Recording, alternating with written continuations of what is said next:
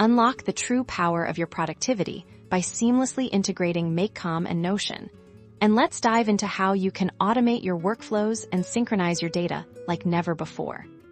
First things first, let's navigate to your MakeCom dashboard. We'll be creating a new scenario. To manage our integration, click on the Create a New Scenario button, which you'll usually find prominently displayed.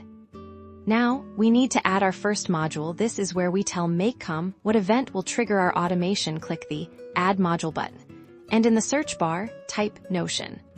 Select the Notion integration from the list provided. This will bring up a list of available Notion triggers and actions for this tutorial. Let's assume we want to trigger an action in MakeCom when something changes in Notion, so we'll choose a trigger like Watch Database Items. The next crucial step is to connect your Notion account. Click on Add. Next to the connection field, you'll be prompted to grant MakeCom access to your Notion workspace. Simply follow the on-screen instructions to authorize the connection. Once your Notion account is successfully connected, you'll need to configure the trigger. This involves selecting the specific Notion database you want to monitor for changes. Choose your desired database from the drop-down menu.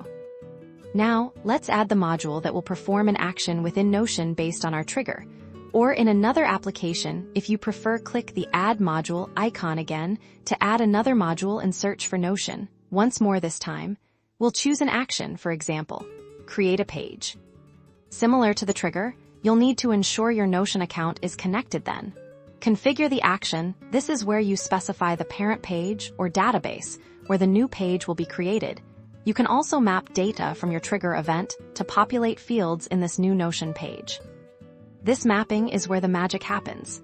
You can take information from your trigger, like a new task added to a project management tool, and automatically populate fields like title, description, or due date in your Notion page.